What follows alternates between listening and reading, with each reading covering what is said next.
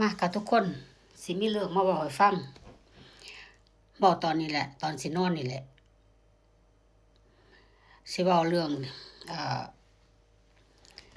สาวไทยกับฝรั่งเยอรมันเนาะค่ะ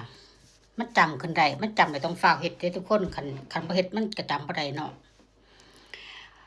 เรื่องเกิดขึ้นก็ถือว่าเป็นหมู่กันนี่แหละนะกับสาวไทยเยอรมันเพิ่นคบหมู่นะแล้วก็อ่าเพิ่นมีเงินมาเพิ่นเลิกกับเมียเพิ่นเนาะอ่าเพิ่นแบ่งสมบัติกับเมียเพิ่นแล้วเพิ่นได้คนละ15ล้านบาทบ่แม่นบ่ได้แบ่งเอาแบบนี้ก็เพิ่นมีเงินมาเมืองไทย15ล้านเนาะแล้วเพิ่นก็มาเจอสาวไทยทุกคนเนาะเจอสาวไทยอ่าแล้วทีนี้เพิ่นก็แต่งงานกันเด้แล้วก็ส่วนเพิ่นนี่เพิ่นก็เอาเงินไปลงเขาเอิ้นหยังมันเป็นผับเนาะหุ้นส่วนกับหมู่ของมาดามนี่แหละค่ะเนาะ สิเอิ้นตัวจั่งใดเนาะของดิฉันนี่แหละเนาะเออของข้อยนี่ล่ะเพิ่นก็ไปลงทุนกับหมู่คนก็ฮู้จักดีเด้ค่ะเนาะแล้วก็ส่วนเมียเพิ่นน่ะ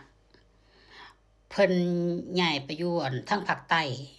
รู้สึกจะเกาะสมุยนะคะเกาะสมุย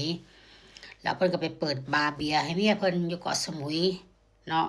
บ่ได้เปิดดอกผู้หญิงเอาเงินไปเปิดบาร์เบียร์อยู่เกาะสมุยนะคะแล้วเพิ่นก็ไปติดตำรวจไทยอยู่เกาะสมุยจ้ะคันผู้ใดเห็นคลิปนี้เด้งไปบ้านไผเด้อนะแล้วหมู่ข่อยอยากฮู้เพื่อความแน่ใจเนาะเพิ่นอยากฟ้องว่าเมียเพิ่นมีสู้ฝรั่งฟ้องได้อยู่บ่มีแต่คนฟ้องเนาะแล้วเพิ่นก็จ้างข่อยนี่แหละเนาะจ้างข่อยให้ข่อยเป็นสายสืบเด้เพิ่นซื้อตั๋วเครื่องบินให้ข่อยพุ่นน่ะไปอยู่สมุยนะบัดแต่ว่าข้อยบ่ได้อยู่โรงแรมหรูหราดอกข้อยอยู่บังกะโลเป็นน้อยๆทุกคนสมัยเมื่อ30กว่าปีเป็นบังกะโลน้อยๆมันติดชายหาดนะคืนนึงจำบ่ได้เป็นบ้านเดียวเนาะยามมื้อแลงมาเขาก็แต่งตัวธรรมดาทุกคนไปนั่งบาร์นั่นแหละบ่ขอซื้อบอกซื้อบาร์อีหยังเนาะเขาก็ไปนั่งอยู่หลายมื้อพี่น้องข้อยก็บ่เห็นผู้หญิงคนนั้นเด้แต่ว่าข้อยสืบข้อยฮู้ข้อยถามมาว่าคล้ายพนักงานในบาร์นั่นคนก็ไปเว้าเขาเขาว่าผู้หญิงไทยเป็นเจ้าของบาร์นี่นะถ้าซื้อก็จำซื้อบ่ได้มันโดนแล้วทุกคนแล้วก็ฮู้เพิ่นเขาเว้ากันนะว่าเพิ่นมีแฟนเป็นตำรวจ